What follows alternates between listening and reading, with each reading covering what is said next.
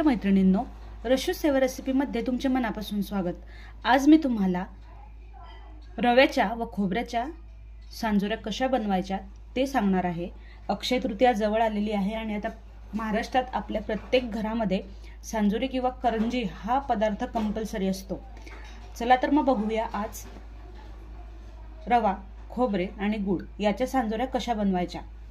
इथे गॅसवर कढई ठेवलेली आहे। आता आपल्याला त्यात रवा भाजून घ्यायचा आहे आणि गॅसची फ्लेम ही मध्यम ठेवायची आहे। मी इथे बारीक रव्याचा यूज केलेला आहे। जर तुमच्याकडे बारीक रवा नसेल तर तुम्ही जाड रवा हा मिक्सर मध्ये फिरवून घ्यायचा आहे। रवा आता भाजून झालेला आहे। आता आपण गूळ जो आहे तो गरम पाण्यामध्ये उकळून घेणार आहे। त्यासाठी आपल्याला 1 वाटी पाणी लागणार आहे।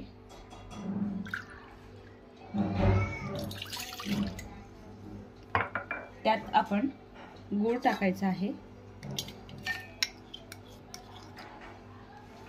आणि आता याला आपण गॅसवर उकळून घेऊया। गुळाचे भांडे मी आता गॅसवर ठेवलेले आहे। आता आपण खोबरं थोडं भाजून घेऊया।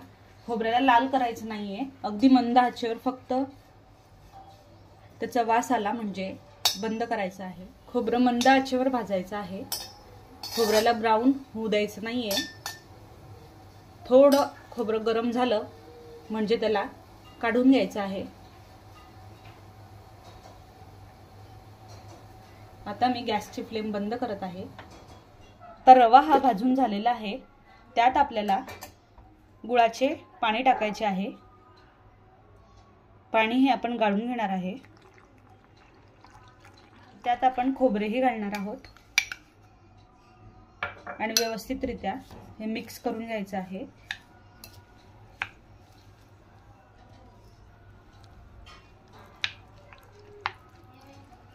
आता ह्या सांज्याला आपल्याला रात्रभर असंच झाकून ठेवायचं आहे। आपण आता ह्या सांज्याला पूर्ण रात्रभर भिजू घातलेले आहे आणि एकदम छान पैकी हा सांजा भिजलेला आहे। आता आपण या सांज्यामध्ये थोडी खसखस टाकणार आहोत। त्यानंतर मी इथे वेलची पूड बारीक करून ठेवलेली आहे ती टाकायची आहे आणि व्यवस्थितरित्या हे सारण मिक्स करायचं आहे।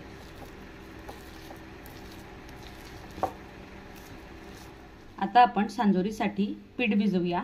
मी इथे गव्हाच्या पिठाचाच वापर करणार आहे आणि त्यात थोड्या तुपाचं मोहन घालणार आहे। मी इथे फक्त 1.5 ते 2 चमचाच तूप घेतलेलं आहे। तूप जास्त वापरायचं नाही, अदरवाईज तुमची सांजोरी ही तेलात टाकल्यानंतर फुटू शकते किंवा तुटू शकते। मी आता तूप गरम करून घेतलेले आहे आणि ह्या तुपाचे मी मोहन देणार आहे। यात चवीनुसार मीठ घालणार आहे आणि त्यानंतर हे पूर्ण पीठ मी दुधाने भिजवणार आहे। एक भिजवून तयार आहे। पोळ्यांपेक्षा थोडी घट्ट कणिक आपल्याला भिजवायची आहे। आता 5 ते 10 मिनिटं आपल्याला थोडं थांबायचं आहे। त्यानंतर आपण सांजोऱ्या करायला सुरुवात करू। आता ह्या कणकेला 5 ते 10 मिनिट झालेली आहेत। आता आपण यापासून छोटे छोटे गोळे तयार करूया। या प्रकारे छोटे छोटे गोळे आपल्याला तयार करून घ्यायचे आहे। आता आपल्याला याची छोटीशी अशी चपाती लाटून घ्यायची आहे। पोळपाटाला थोडं पीठ लावून घ्यायचं आहे आणि त्यावर ही छोटीशी चपाती ठेवायची आहे आणि त्यावर आपण जो हा सांजा तयार केलेला आहे तो सांजा यावर ठेवायचा आहे आणि त्यानंतर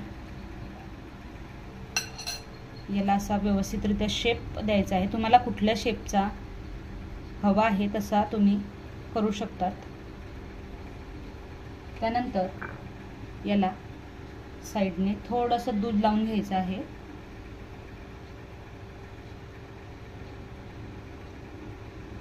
दूध हे यावर आपण जी चपाती ठेवणार आहोत ती चिकटण्यासाठी मदत करतं। म्हणजे याप्रमाणे आपल्याला ही वरची जी चपाती आहे ती याला चिकटवायची आहे आणि त्यानंतर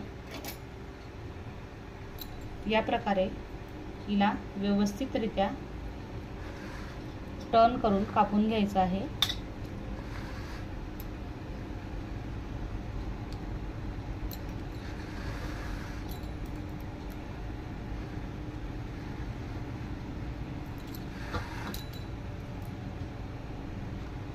आता आपण ह्या सांजोरीला तळूया।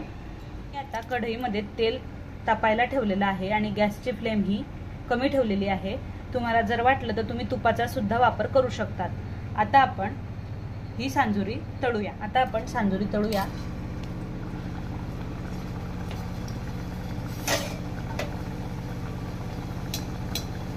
त्यावर थोडंसं तेल टाकायचं आहे।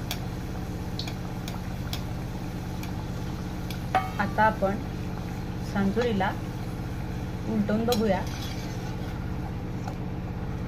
वाव, सांजोरी अतिशय छान अशी तळली गेलेली आहे।